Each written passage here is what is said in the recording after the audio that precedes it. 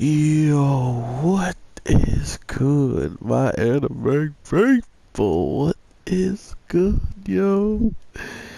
Uh, Boruto. I wasn't really planning on making a video on this, but probably as you can see on how late it is of me dropping it. But, man, like, I just needed a moment of silence for the little bunny slash whatever mutant thing he was. Okay, I'm good. But yeah, one of the most important characters that's came out of this whole entire arc has sacrificed his life for someone that isn't even really that important in my opinion. But hey, we can't all have our cake and eat it too. But yeah, I digress. Overall, man, this episode really had me kind of wondering what could be the overall goal of this arc. Like, this was an arc. This is a whole ordeal here, much longer than I thought it was gonna be. So to think that we're still in this part and pretty much even have anything to talk about is actually astonishing. And to know that we're probably going to get a lot. Oh my gosh, you got me. We're probably gonna get a lot more of this just because it feels like even this episode didn't have a definitive, really close cut, close cut meaning in the sense of like we saw what the team leader of, or like the captain of Team 7 finally got, or where he's at finally, and seemingly he's not even doing anything. So it's weird to me to think that we're seeing all this progression and really no one's making any like actual moves, or once we get into one fight it kind of just stalemates out and nothing really happens. But one fight we get to see with the guy who was using the dual wield type of weapons, the Tomfas. We definitely got to see him, learn more about himself, but in the same sense, he kind of got bodied, and just by overall, not, I was gonna say cowardice for something, but overall courage really put them in a position to even fight in the first place. Not to mention all the teamwork that these guys have been doing as just a squad altogether. It kind of, makes sense why they were capable of pulling out some of these tricks when they did. But I mean, I wanted to see just like what the extent of the other team can do, because I mean, not to mention they are still every team is competing with Boruto's team, Team 7, and to know that there might be some teams out there that have some very good, like, just overall teamwork and all these different types of battle, it helps in that case to make a reasonable bet to be like, oh, okay, well, not only do we have Boruto and their team, we can always kind of hope that the other teams are still growing as we speak. So, but that may not be the case with just how the show overall starts going, because I mean, look at Rock Lee's character. He is always going to be like one of my best examples of just the wasted potential that this show has already gotten away with. And because of that, I can't help but be scared for any characters that are getting screen time now or in the future, just because it might not mean anything. When it comes down to Ku and the villains of this arc, it feels like they definitely are not going to be any returning people, because not only is the deterioration happening beyond schedule, like quicker than they imagined, but to top it all off, It also uh, needs like a human heart transplant, which is like not what the guy really wanted in the first place, to hurt any humans, to pretty much better his clones. So in his opinion, he's gonna find like a whole different way in general. But knowing that the doctor that we get to see that he's been working with doesn't seemingly care.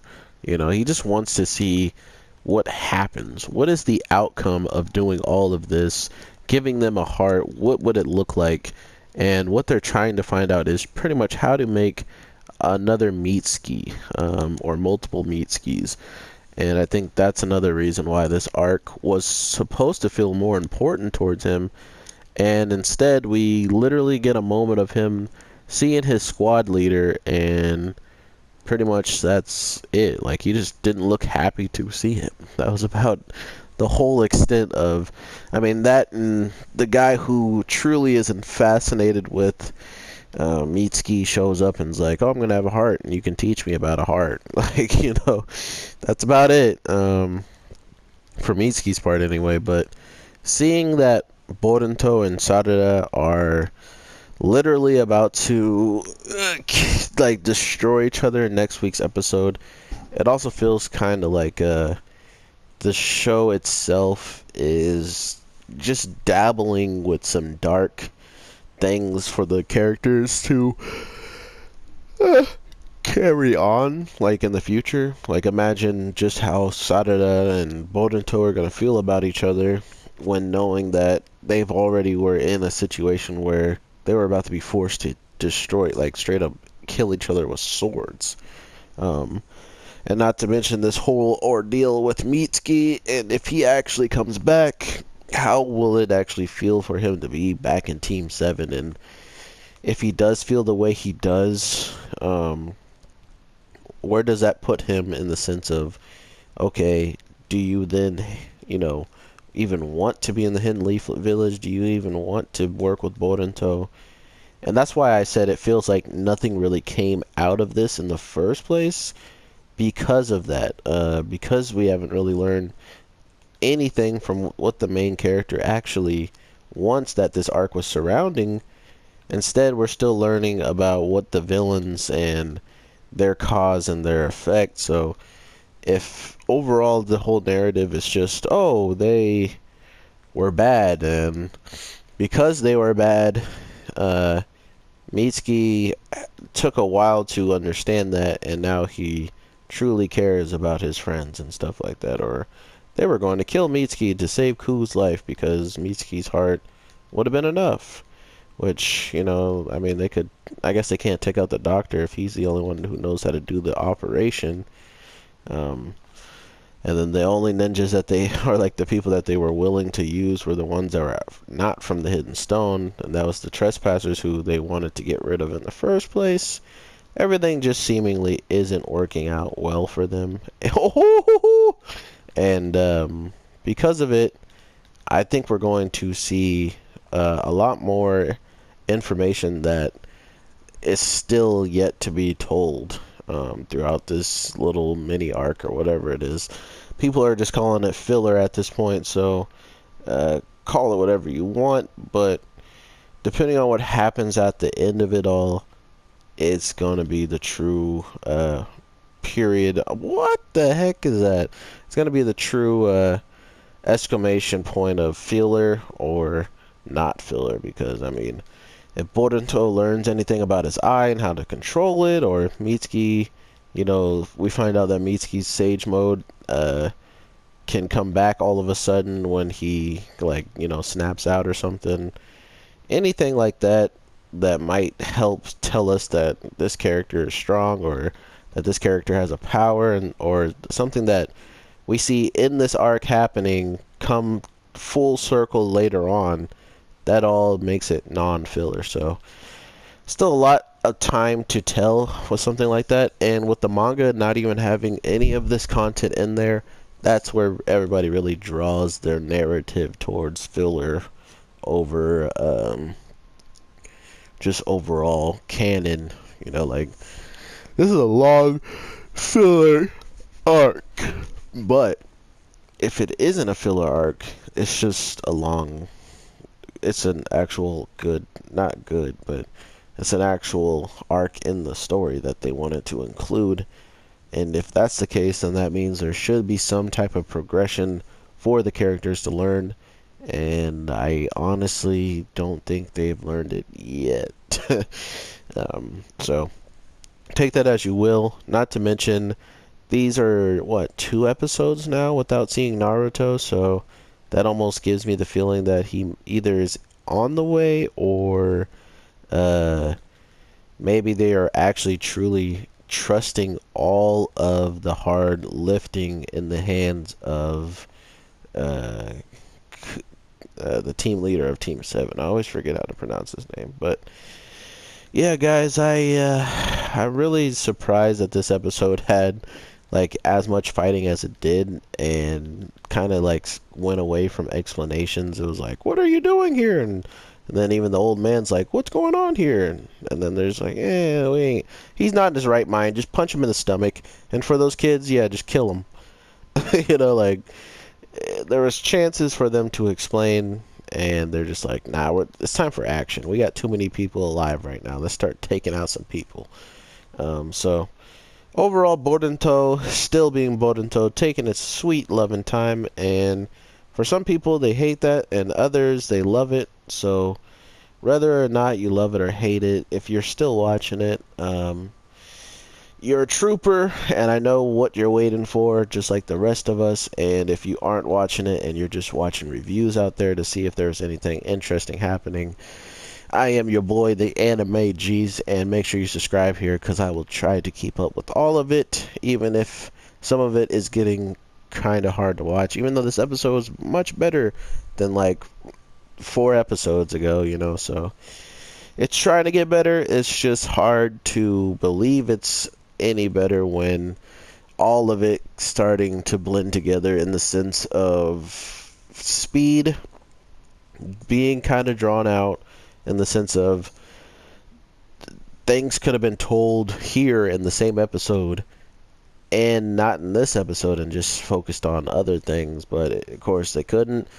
The people in the Hidden Stone, the highest up ranked shinobis, are being held up by things that Boruto and these 2 teams of the Hidden Leafs, like weak ninjas, can take out, but the head of the Stone Village, or like not even the head, but like the seconds in command and like lower, can't even do anything against all these people, mainly because of the hostages. But before that, they were still kind of just like, they felt like they just got outnumbered and they just gave up. So I don't know, man. Like every adult character in the show now is just getting kind of just, I don't know, slapped, in the sense of like they don't really care about them, and because of that it hurts, in the sense of, if that's what they're going for, then imagine what they're going to do to Naruto and Sasuke when they actually become characters that are like obsolete, like, oh well, Sarada has the Rinnegan, so why do we need Sasuke? Or Boruto is starting to make a connection with Kurama, so that means, you know what I mean? It's just any of these little things that the new characters start to obtain or start to do, like, because they weren't on the ninja team, the squad people, or like the older ninjas that are already there, they felt a little bit stronger, like they felt like they could get things done. But as soon as Boruto and all of them became full-fledged ninjas, they were just doing the work that everybody else couldn't do. So I don't know. Let me know what you guys are feeling about this if you're still watching. If you're not, let me watch for you, and we can have some discussions about what I did notice, and maybe if you can also see where the story's going. If not, check it out yourself if you're interested. But thank you so much, you guys, for the support. I'm going to get this video out to you guys now, so hope you enjoy. Make sure you drop a like and subscribe. Go check out the other videos on the channel if you watch this one or you see this one go up. You got this far somehow and you are still bored. Go check out my other stuff, please, and thank you. Alright, everybody, take care and peace.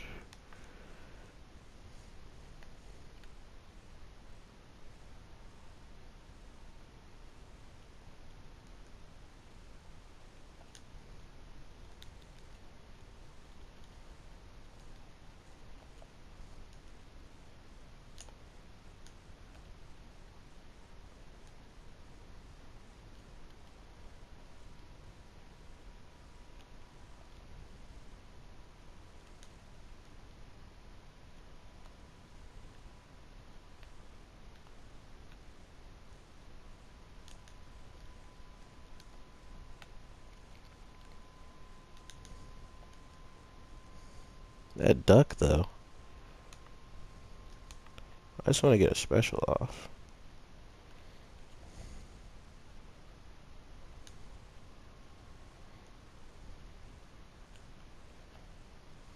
Wow. Here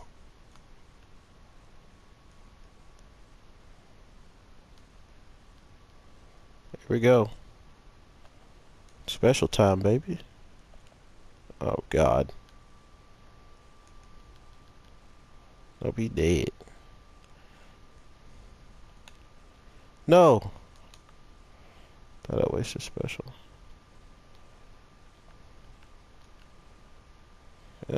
Yeah. Alright, my anime people. Peace.